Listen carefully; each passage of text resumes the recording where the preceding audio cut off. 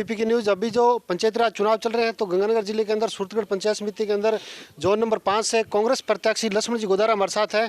तो इनसे बात करेंगे, डोर टू डोर प्रचार कर रहे हैं, जनता क्या आश्वासन मिल रहा है और कौन कौन से मुद्दे लेकर जनता के बीच में जा रहे हैं। साहब, चैनल के अंदर स्वागत है आपका। नमस्कार। तो लक्ष्मण जी, जैसे आपका पहला चुनाव है तो मैं आपके चैनल की ओर से सभी कांग्रेस पार्टी के मतदाताओं को हार्दिक अभिनंदन देता हूं कि 18 तारीख को ज़्यादा से ज़्यादा कांग्रेस पार्टी की पोलिंग करें, वोट दें कांग्रेस पार्टी को। तो लक्ष्मण जी, जैसे अब की बार पार्टी ने आप पे विश्वास करके आपको टिकट दिया यहाँ से, तो कौन कौन से मुद्दे आप जनता के बीच में लेके जा रहे हो और जनता क्या समस्या बता रही है? मुद्दे तो है पानी के, है जैसे शिक्षा, स्वास्थ्य, यही बात है, यही मेन मुद्दे होते हैं आम आदमी के लिए। और इसी के लिए हम काम करते आए हैं पीछे से और लगे हुए हैं ज़ोर शोर से। और सरकार की जो भी योजना है धरातल पे लाने के काम कर रहे हैं। सरकार का 3 साल का कार्यकाल पूर्ण हो चुका है। राजस्थान के अंदर सरकार कांग्रेस की है और आप कांग्रेस पार्टी से यहाँ से चुनाव लड़ रहे हो, तो सरकार के 3 साल का कार्यकाल कैसा रहा? सरकार की कौन कौन सी योजना आपके हिसाब से? सरकार का कार्यकाल अच्छा रहा है। जैसे कोरोना, पीछे अपने कोरोना से बहुत परेशान हुए थे, बहुत मौतें हुई है, इसमें सरकार ने बहुत अच्छा काम किया, गहलोत सरकार ने। और शिक्षा पे भी अच्छा काम हुआ है। कोरोना की वजह से एक तो चुनाव लेट हुए, उसमें काम हुए नहीं थोड़े, जैसे पंचायतों के काम है और जैसे जिला परिषद में चुनाव हुए नहीं, प्रमुख प्रधान है नहीं, तो वहाँ पे काम कम हो रहे हैं। तो इसीलिए थोड़ा उसकी वजह से थोड़ी प्रॉब्लम आई। तो अब वोट बनेगा कांग्रेस का। लोगों से यही निवेदन कर रहे हैं, कांग्रेस पार्टी को जिताओ, बढ़िया पार्टी है, किसानों की पार्टी है, किसान की आवाज़ सुनने वाली है। तो कांग्रेस प्रधान, दोनों जिला प्रमुख और प्रधान बनाए कांग्रेस पार्टी के, और जनता के बीच में जाएंगे, काम करेंगे।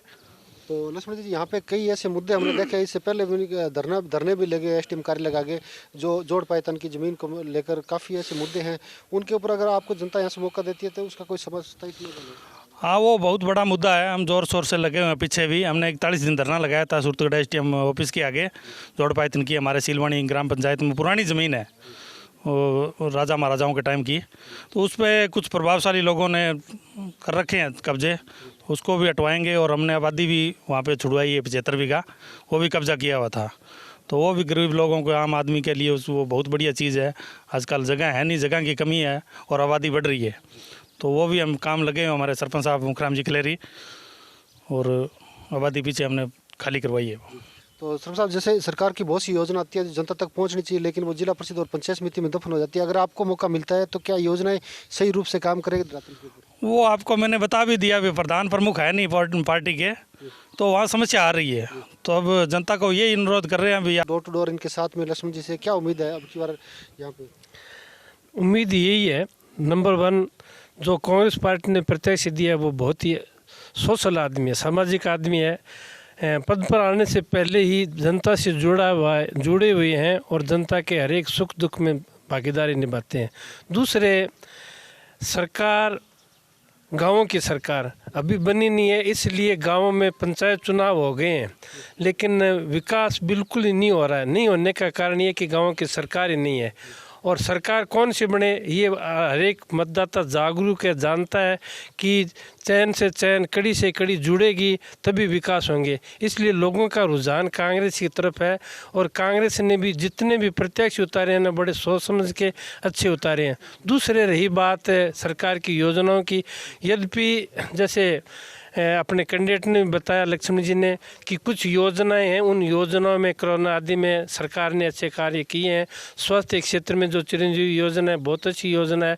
पहले ही गहलोत सरकार है स्वास्थ्य के बारे में बड़ी जागरूक थी, और आज जो आम आदमी को, गरीब आदमी को जो राहत मिल रही है वो स्वास्थ्य क्षेत्र में इस सरकार की योजना के कारण मिल रही है। सरकार की बात करें, गहलोत सरकार का लोहा केंद्र सरकार भी मानती है, चाहे कोरोना को ले लो, चाहे स्वास्थ्य क्षेत्र को ले लो, शिक्षा के क्षेत्र को ले ले। मैं शिक्षा के क्षेत्र से जुड़ा हुआ व्यक्ति हूँ, और ये जो गत वर्ष हैं 3 वर्ष, इन 3 वर्षों में प्राइवेट वर्सेस सरकारी आगे निकला है। सरकार, उनका आईना है रिजल्ट। पिछले गत 3 वर्षों से सरकारी स्कूलों के रिजल्ट प्राइवेट से अच्छे आ रहे हैं। इसका कारण सरकार का अच्छा प्रबंध, अच्छी व्यवस्था, अच्छा जो स्टाफ है वो उपलब्ध करना, इससे तो लोगों के सामने रुझान आ रहे हैं, इस बात को लोग समझ रहे हैं। दूसरे, इस बात को भी जानते हैं कि कड़ी से कड़ी जुड़ने से काम हो गए। इसलिए जहाँ भी गए, इस एक क्षेत्र में नहीं, मैं कई क्षेत्रों में खुद भी गया हूँ, तो सभी लोगों का रुझान ये है कि अच्छी जो गहलोत सरकार कर रही है, इसी तरह की अगर अपने गाँव, वो एक उनका एक दायरा होता है, निश्चित दायरे के अंदर रह के कार्य करते हैं, लेकिन जनप्रतिनिधि उस ऊपर उठ के और अपने स्वयं के खर्चे से, अपने स्वयं के परिश्रम से काम करवाते हैं, तो सरकार बनने के बाद काम होगी, यही लोगों को उम्मीद है। इसी उम्मीद से, इसी विश्वास के साथ और इनके जो कर्तव्य निष्ठा है, इसको देख इनको यहाँ इस क्षेत्र से टिकट दी है। आशा इन्हें पूर्ण विश्वास है कि ये बहुत भारी बहुमत से जीतेंगे और जीतने के बाद प्रत्येक व्यक्ति ये चाहता है कि मेरे से जुड़े, तो जीतने के बाद नहीं, उससे पहले भी ये प्रत्येक व्यक्ति से जुड़े हुए हैं सामाजिक क्षेत्र में, और जो व्यक्ति सामाजिक क्षेत्र में कार्य करता है उसको राजनीतिक क्षेत्र मिल जाए, थोड़ा सबल मिल जाए, तो निश्चित रूप से उसकी जो क्षमता है वो और बढ़ेगी। धन्यवाद। तो लक्ष्मण जी, जैसे अभी हमारे मीडिया के माध्यम से आपके यहाँ के जो वोटर हैं उनसे क्या अपील करना चाहोगे? वोटरों से यही अपील करेंगे भी कांग्रेस पार्टी को मजबूत करो, वोट दो, और कांग्रेस का बोर्ड बनेंगे, प्रधान बनेंगे, जिला प्रमुख बनेंगे और काम होगा। तो पार्टी ने आप पे विश्वास किया है, तो पार्टी के विश्वास पे आप खरे उतरोगे? विश्वास पे खरे उतरेंगे बिल्कुल। तो ये थे हमारे साथ लक्ष्मण जी गोदारा, जो नंबर 5 से कांग्रेस प्रत्याशी है यहाँ से, और इनके सामने 2 कैंडिडेट और हैं बीजेपी से और बहुजन समाज पार्टी से। लेकिन यहाँ की जनता को तय करना है कि उनका प्रतिनिधित्व करने के लिए आगे कौन आएगा। तब तक देखते रहिए DP की न्यूज़।